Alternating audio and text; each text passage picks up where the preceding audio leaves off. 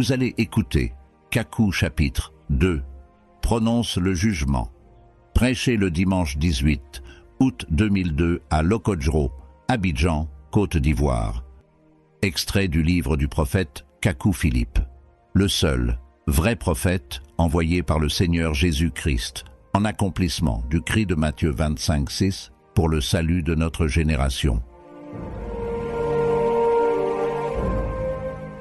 Kakou chapitre 2 prononce le jugement. Kakou chapitre 2 prononce le jugement. Je tire mon texte ce matin de Apocalypse 14, versets 6 à 10. Je fais la lecture. Et je vis un autre ange volant par le milieu du ciel, ayant l'évangile éternel pour l'annoncer à ceux qui sont établis sur la terre, et à toute nation et tribu et langue et peuple, disant à haute voix, « Craignez Dieu et donnez-lui gloire, car l'heure de son jugement est venue. Et rendez hommage à celui qui a fait le ciel et la terre et la mer et les fontaines d'eau. » Et un autre, un second ange, suivit, disant, « Elle est tombée, Babylone la grande, qui, du vin de la fureur de sa fornication, a fait boire à toutes les nations. » Et un autre, un troisième ange, suivit ceux-là, disant à haute voix, « Si quelqu'un rend hommage à la bête et à son image, et qu'il reçoive une marque sur son front ou sur sa main, lui aussi boira du vin de la fureur de Dieu, versé sans mélange dans la coupe de sa colère. Et il sera tourmenté dans le feu et le soufre devant les saints anges et devant l'agneau. » Bien, la terre entière prie pour un réveil. Et vu l'importance d'une telle requête, Dieu va exaucer. Or le réveil ne vient que par la parole de rétablissement.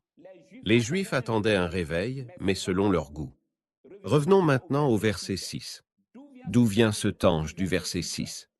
Cet ange vient du dépôt de la parole, qui est dans le ciel, selon Psaume 119, verset 89, et non dans la Bible.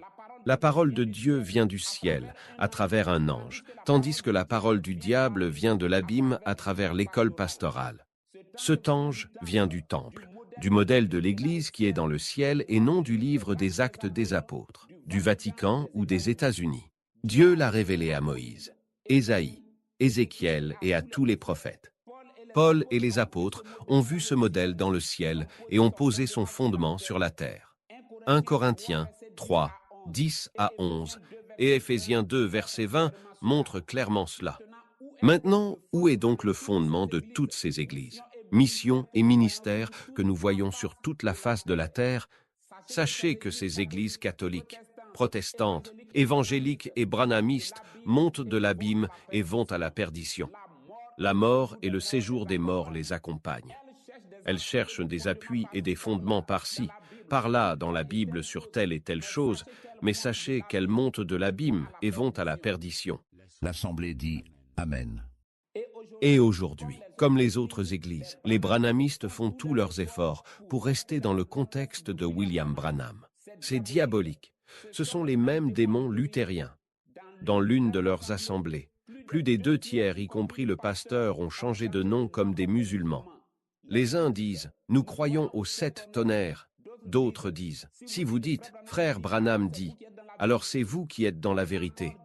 D'autres encore disent « Nous attendons le 3e poule ». Et d'autres encore « Nous disons ce que le message dit ». Vous voyez, quand on abandonne Dieu, c'est ce qu'on devient. Bien. Nous savons que tous les prophètes messagers ont reçu leur message du ciel et voyons maintenant ce message des versets 6 et 7. C'est le tout premier message disant à l'Africain, par exemple, d'adorer le véritable Dieu qui a fait le ciel, les étoiles, le soleil, la lune et même les anges déchus qui utilisent l'horoscope, les ordres mystiques et les religions. Dieu n'a jamais été dans une religion. Le christianisme véritable n'est pas une religion, mais une vie. Cet ange demande aux Haïtiens et aux Béninois de quitter le vaudou, le fétichisme, les coutumes et toutes autres formes d'adoration et d'invocation. Dieu a créé la terre pour notre vie et nous ne devons pas la transformer en forêt ou bois sacré, en statue et masque pour l'adorer. C'était là le message du premier ange. Et ce premier ange, c'est l'apôtre Paul. La mer et les sources d'eau n'ont pas été créées pour être adorées, mais c'est Dieu que nous devons adorer. C'est Dieu qui est le Créateur. Vous voyez? Plus tard, au verset 8, Un deuxième ange est sorti non pas d'un séminaire ou d'une école pastorale, mais du ciel. Pour annoncer une théologie? Non. Pour annoncer une prédication d'il y a 40 ou 100 ans? Non. Pour aller révéler la parole aux professeurs et formateurs dans les écoles pastorales? Non. Pour aller donner sa vision selon ce que quelqu'un a dit il y a 40 ans? Non. Mais le temps était venu de prêcher l'évangile d'une autre portée. L'Assemblée dit Amen. De prêcher la condamnation de Babylone, l'Église catholique, car elle avait combattu, tué les saints et corrompu toute voie de salut. Et cela est rendu clair dans Apocalypse 17. C'était au XVe et XVIe siècle avec la Réforme, et cela a conduit au protestantisme. Et après la Réforme, quand Martin Luther, Ulrich Zwingli, Farel, Jean Calvin, John Wesley et autres moururent, les églises étouffèrent la véritable Église. Dieu suscita alors un troisième ange, un troisième messager avec un message prophétique pour tous les habitants de la terre. Dieu ne suscite jamais une église ou un groupe d'hommes pour apporter ou rétablir la vérité sur la terre, mais un prophète messager. Et rejeter ce prophète, c'est rejeter Dieu, puisque le prophète est la bouche de Dieu, le porte-parole de Dieu, porteur d'un message de Dieu, un émissaire de Dieu, et non quelqu'un qui donne des paroles de connaissance ou qui fait tomber des gens à des réunions de prière avec des prodiges et révélations de séduction, même si ces révélations sont toujours vraies. L'Assemblée dit Amen. Le mot hébreu pour prophète est nabi, et ce mot signifie porte-parole. Non pas porte-miracle ou porte-onction, mais porte-parole. Vous voyez, le prophète messager est l'attribut et la manifestation de la parole de Dieu en sa génération. Si un ministère d'Éphésiens 4:11 n'agit pas, le plan de Dieu s'accomplira. Mais Dieu ne peut ni se passer, ni remplacer le prophète messager. Qu'il refuse comme Jonas, Dieu l'utilisera, et un prophète messager. Ce n'est pas pour avoir une grande église, mais un livre comme Moïse, Ésaïe, Jérémie. Et aujourd'hui, ce dimanche, des millions de prédications seront données dans le monde entier dans toutes les langues de la terre. Et d'entre ces millions de prédications, une seule sera retenue et sera hissée à toujours au sommet de l'humanité dans toutes les langues de la terre. Et de génération en génération, cette prédication ne sera jamais oubliée. Et cette prédication, c'est celle du prophète messager de la génération. C'est la seule chose que Dieu puisse reconnaître. Au temps de Jérémie, il y avait beaucoup de livres, il y avait beaucoup de paroles de Dieu, il y avait beaucoup de prophètes, mais les paroles d'un seul prophète ont résisté au siècle jusqu'à nous, et ce sont les paroles de Jérémie. Et ce fut ainsi de génération en génération, depuis la fondation du monde. L'Assemblée dit Amen. Quand un prophète messager est envoyé sur la terre, c'est parce qu'il n'y a plus de vérité sur la terre, et son message est la seule vérité de son temps. Il est le dépositaire de la vérité. Il est le législateur de la parole de Dieu en son temps. Vous voyez, quand Noé prêchait, nul ne pouvait être sauvé que par le message de Noé.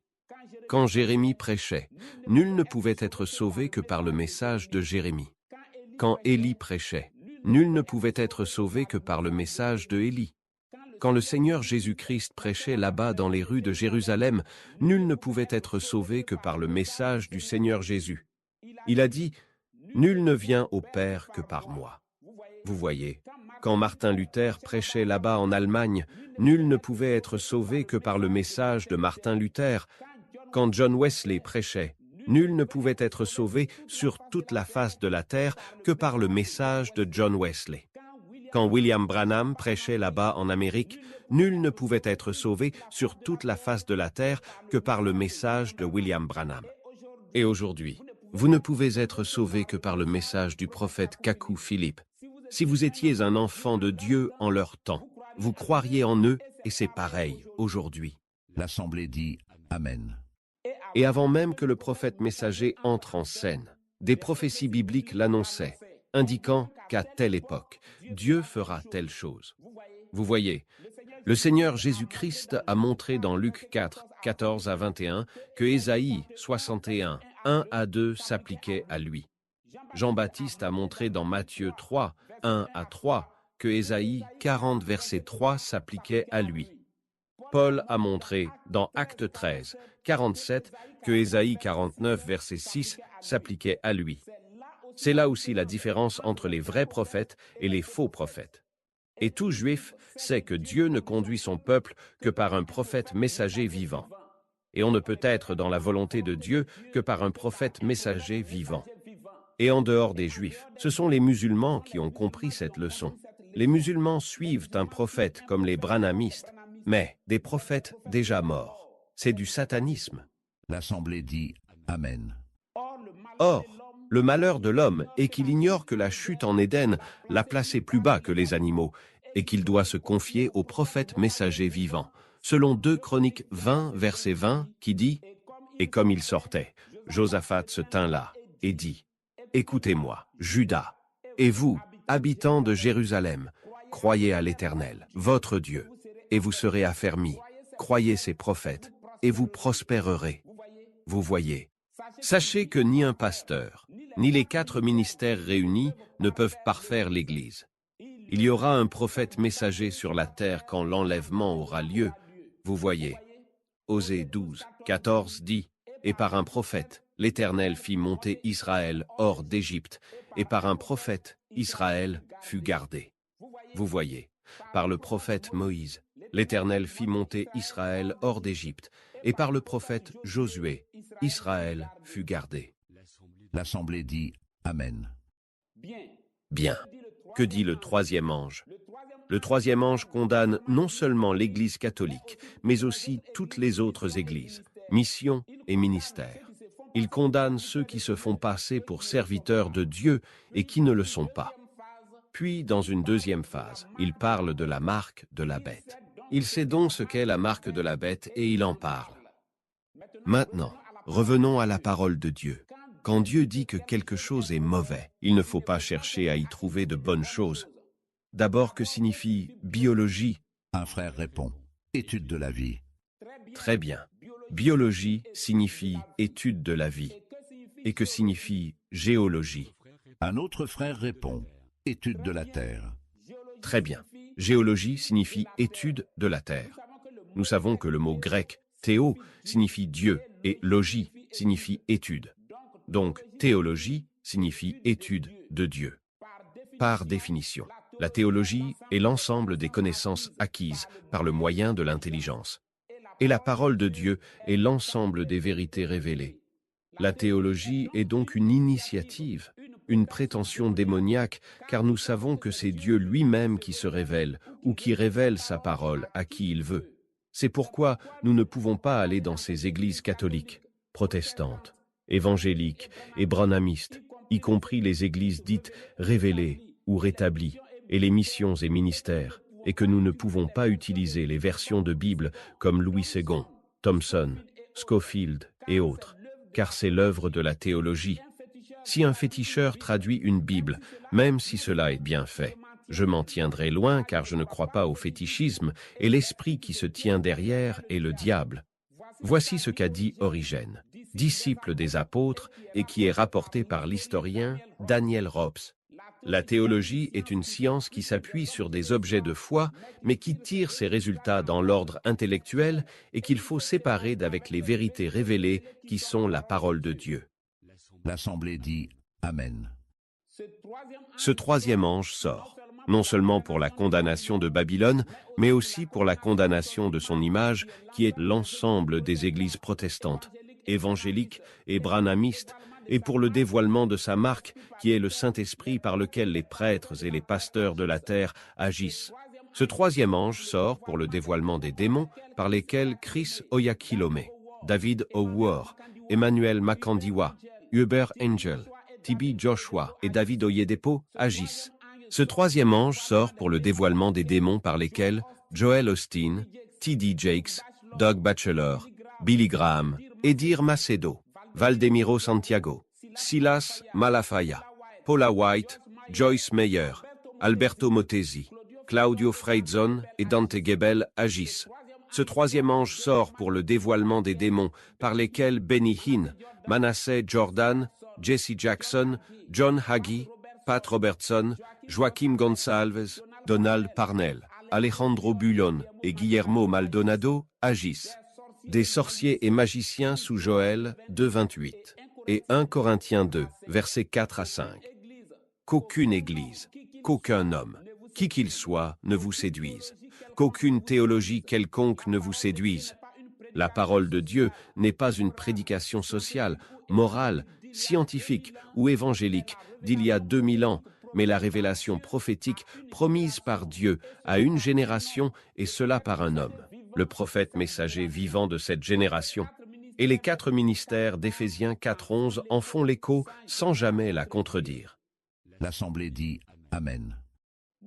Moi, Kakou Philippe, esclave de Jésus-Christ, je crois vous avoir annoncé tout le conseil de Dieu en cette génération sur ces démons de séduction que les gens appellent Saint-Esprit dans ces églises catholiques, protestantes, évangéliques et branhamistes, y compris toutes les églises dites révélées ou rétablies telles que les méthodistes, baptistes, Foursquare, anglicanes, nazaréennes, anabaptistes, mormons, pentecôtes, et de toutes ces églises qui poussent partout en dehors de ce que Dieu est en train de faire, par le prophète messager vivant de la génération.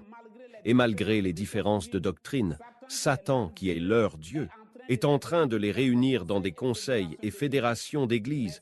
Mais sachez que l'enlèvement et le paradis ne les concernent pas. Et, à leur nombre, il faut compter maintenant l'ensemble des branhamistes. Et comme les mages, il faut que vous sortiez de Jérusalem, de cette confusion, pour voir l'étoile à nouveau. L'Assemblée dit Amen. Et chaque église a plusieurs branches, telles que les baptistes.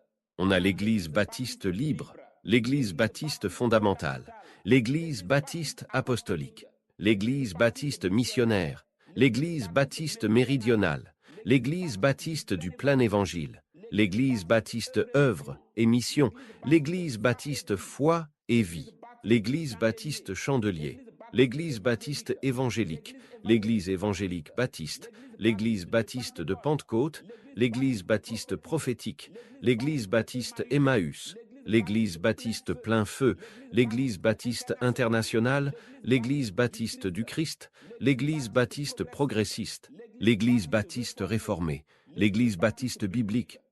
Plus de 70 branches et chacune a sa propre doctrine, son président, son Saint-Esprit, son école pastorale, ainsi de suite.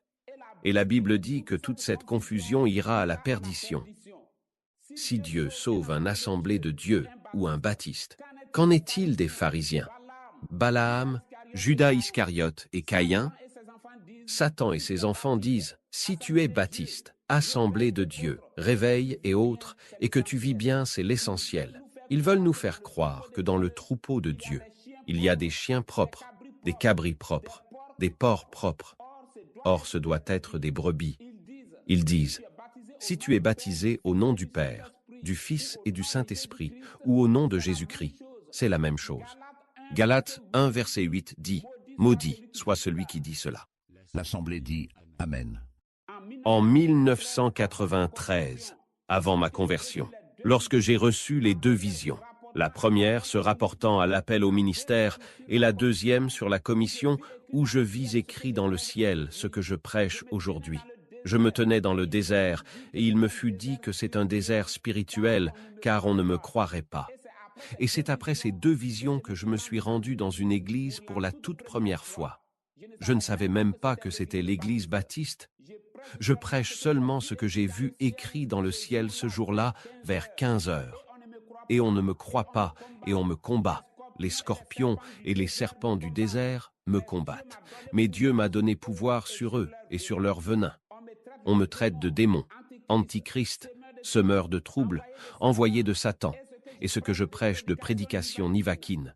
Il a été ainsi des prophètes de l'Ancien Testament, de Jésus-Christ lui-même, des apôtres. Et aussi longtemps que Dieu enverra des hommes sur la terre, il en sera toujours ainsi afin que les Écritures ne soient pas confondues. Il n'y a ni confusion ni contradiction en Dieu. Les sacrificateurs, les pharisiens, les sadducéens s'unissent contre Jésus. Luc 23, 12 dit ceci. Et Pilate et Hérode devinrent amis entre eux ce jour même, car auparavant ils étaient en inimitié l'un avec l'autre. Frères, je vous dis au nom du Seigneur Jésus-Christ, quand vous verrez que des gens qui ont des doctrines différentes s'unissent contre vous, réjouissez-vous, vous pharisiens modernes. Il est vrai que je suis une menace pour vos intérêts d'Église, mais craignez Dieu. L'Assemblée dit Amen. Sachez que nous sommes dans les instants de Lot et Noé, où les églises avaient des faux prophètes, et des hommes à onction de toutes sortes parcouraient la terre avec des miracles de toutes sortes. Des fils de perdition étaient établis sur des églises et organisations telles que les églises catholiques, protestantes, évangéliques et branhamistes, et les unions et fédérations d'églises. Toute voie de salut était corrompue. Et en Noé, nous voyons que la vie éternelle consiste à reconnaître l'Éternel, le seul vrai Dieu et celui qu'il a trouvé bon d'envoyer, Noé, son prophète messager vivant. Noé les avertissait, et ils appelaient l'avertissement-jugement. Ce que l'Église catholique a fait dans le passé, c'est ce que les protestants et évangéliques, cette nouvelle caricature satanique, est en train de faire. Comment peut-on croire que ces esprits qui agissent dans ces églises catholiques, protestantes, évangéliques et branhamistes et autres sont le Saint-Esprit? Comment peut-on avoir la Bible en main et ignorer que les miracles de ces devins et féticheurs en veste ne sont que l'œuvre de séduction? Et cette multitude de prophètes que nous avons aujourd'hui fait des miracles et tout le monde jubile. Le tapis rouge se déploie devant eux tandis que les mêmes me maudissent. Or, leurs prédications ne sont rien d'autre que des récitations de versets ou ce qu'ils ont appris d'un livre de Tommy Osborne ou de librairies dites chrétiennes ou de séminaires de formation pastorale, école biblique ou ce que quelqu'un qu'ils ne connaissent pas a mis sur Internet. Vous voyez. Et aujourd'hui, Satan a fabriqué tous les prophètes de la Bible et il a même fait des greffages. Abraham, Élie, Paul, Élie, Jean, Élie, Élie, Élisée, Ézéchiel, Élie, Daniel, Élie, Samuel, Élie, Élie, Agabus, Moïse, Élie, etc.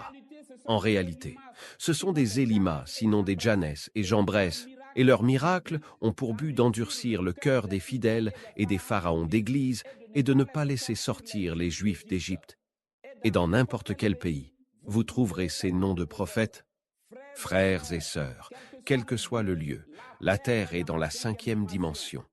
Ils ne voient pas la poutre qui est dans l'œil de leurs églises, mais la paille qui est dans la politique.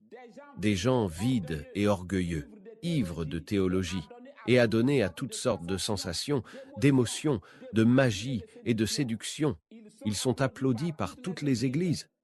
Et nous voyons les églises qui s'unissent dans des alliances de toutes sortes loin de la parole et malgré leurs différences de doctrine, sachant qu'un pasteur des assemblées de Dieu ne peut pas être pasteur dans une église pentecôtiste, baptiste, adventiste, et que l'un ne peut pas prendre la Sainte Seine chez l'autre. Mais sur quelle base s'unissent-elles donc? Sur la base de l'abîme et la perdition, et sur l'initiative de leur Dieu et de leur Saint-Esprit. Oh, c'est en vain que vous priez et que vous jeûnez. Dieu vous détruira tous. Je ne veux pas vous décourager, mais vous irez tous à la perdition. Vous avez corrompu la terre comme au temps de Noé. Dieu vous en rendra le salaire.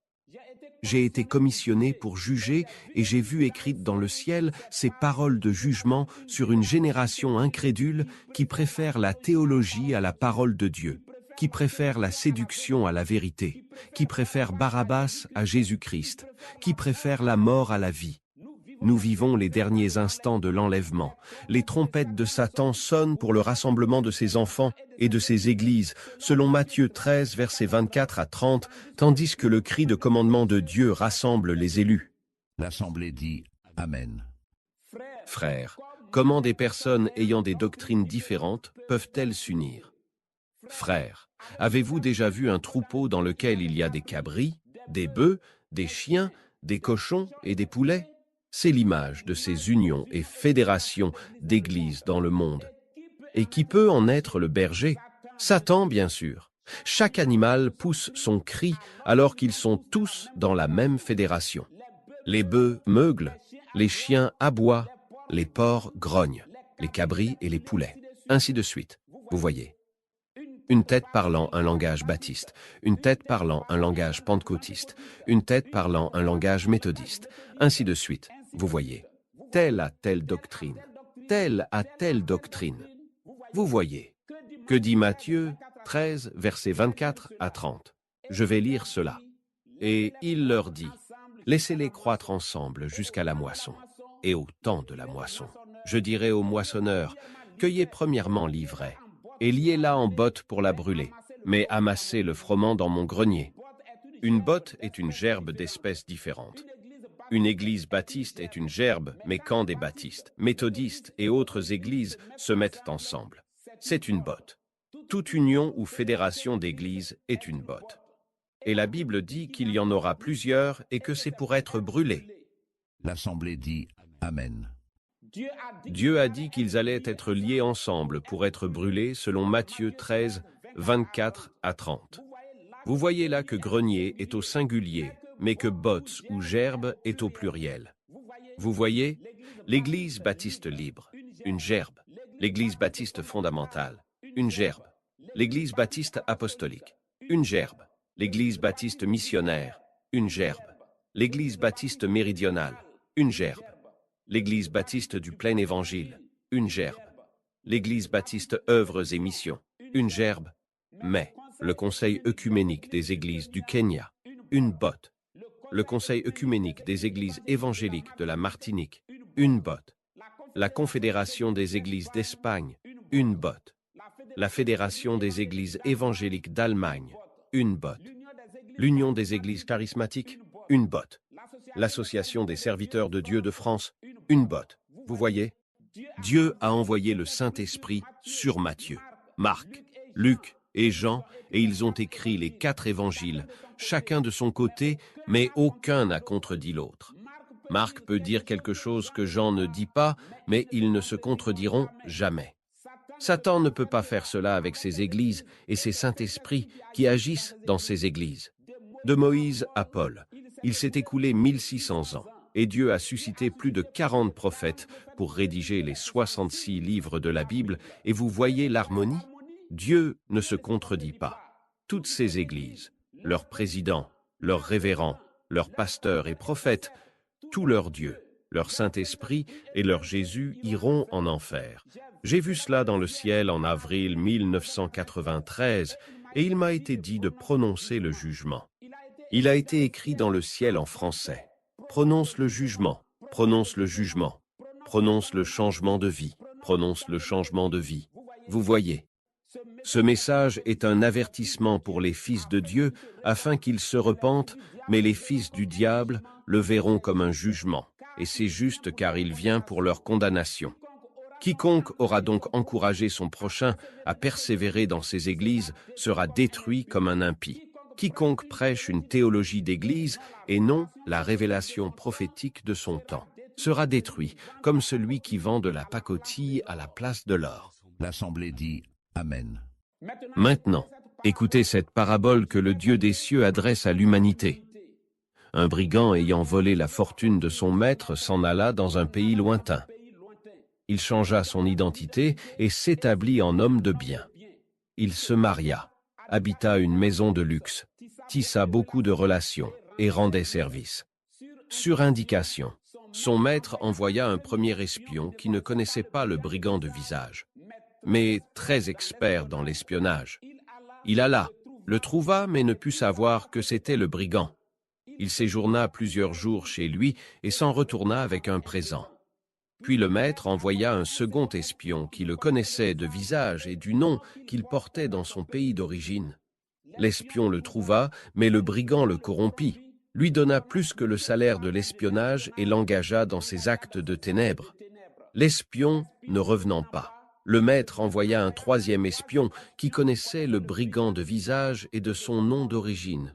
Quand cet espion vit le brigand et ses richesses et tout ce qu'il a acquis, il s'écria et alerta tout le pays, mais personne ne croyait à cause de la nouvelle identité du brigand.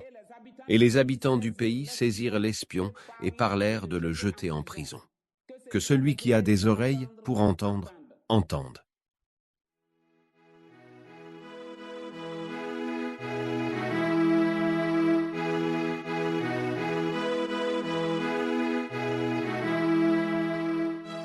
Vous venez d'écouter Kakou chapitre 2. Prononce le jugement. Le message de Matthieu 25, 6 est en 162 prédications, en version écrite et audio. Vous pouvez les obtenir gratuitement en version pour téléphone et ordinateur.